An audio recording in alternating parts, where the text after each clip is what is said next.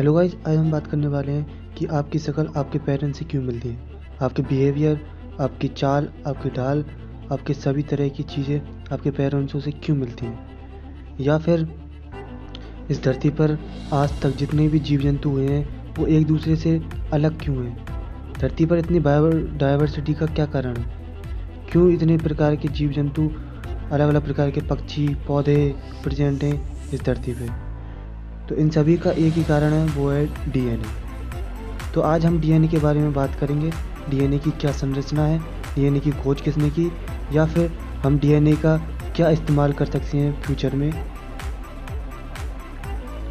So DNA को identify करने वाले पहले साइंटिस्ट थे फ्रेडरिच मिशर, जो कि एक स्विस फिजिशियन थे एंड बायोलॉजिस्ट थे। उन्होंने पहली बार लिविंग सेल से न्यूक्लिक एसिड को आइसोलेट किया था, पर उस समय तक इतनी टेक्नोलॉजी नहीं थी कि वो इसका स्ट्रक्चर भी आइडेंटिफाई कर पाए। इसीलिए समय के साथ दो साइंटिस्ट हुए थे जिनका नाम था वाटसन एंड क्रिक, जिन्होंने डीएनए का डबल हेलिक्स मॉडल पेश किया था। उन्होंने एक्स-रे डिफ्रैक्शन की मदद से डीएनए का स्ट्रक्चर जाना और उन्होंने इसका पूरा मॉलिक्यूलर स्ट्रक्चर एक्सप्लेन किया था अपने आर्टिकल में।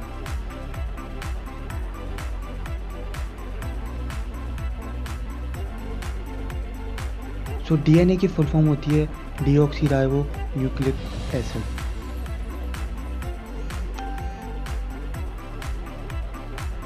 डीएनए बेसिकली 3 मॉलिक्यूल से मिलकर बना होता है। पहला है शुगर एंड दूसरा है nitrogenous base and third is phosphate group.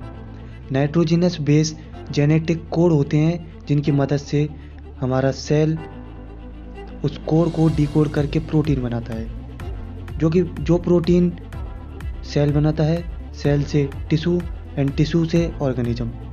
ये जेनेटिक कोड ही पूरे ह्यूमन सिस्टम को सर्वाइव करने के लिए रेस्पॉन्सिबल होता है। ये जेनेटिक कोड ATGC के रूप में डीएनए से जुड़े होते हैं, यानी adenine, thymine, guanine and cytosine. ये अलग अलग सीक्वेंस में अलग अलग तरीके से अरेंज होते हैं, जो कि राइबोसोम द्वारा डिकोड किए जाते हैं और उन पर अमाइनो एसिड का टैग लगा दिया जाता है, यानी कि प्रोटीन बनने की प्रक्रिया। इस तरह से डीएनए से पूरे लिविंग ऑर्गेनिज्म को सर्वाइव करने की इंफॉर्मेशन मिलती है।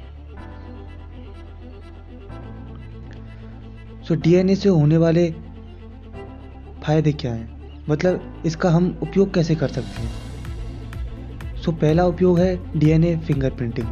डीएनए फिंगरप्रिंटिंग एक ऐसी लैब टेक्निक है जिसकी मदद से हम क्राइम सीन पर मिले सैंपल की मदद से किसी भी सस्पेक्ट का पता लगा सकते हैं। यानी कि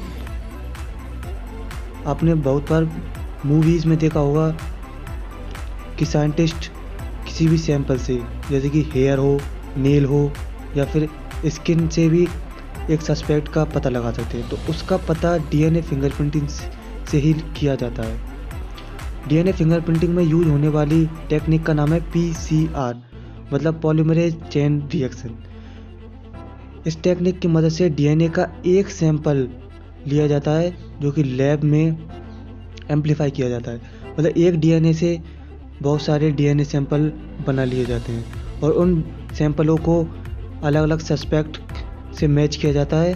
जो सस्पेक्ट गिल्टी होता है उसको चुन लिया जाता है। तो दूसरी टेक्निक है, इसको टेक्निक नहीं बोलेंगे, दरअसल एक मेगा प्रोजेक्ट बोलेंगे। डीएनए का यूज ह्यूमन जीनोम प्रोजेक्ट में किया गया था। ह्यूमन जीनोम प्रोजेक्ट एक मेगा प्रोजेक्ट था, यानी कि world's largest collaboration biological project, जिसमें बहुत से अलग अलग प्रकारों के देशों ने कंट्रीब्यूशन दिया था।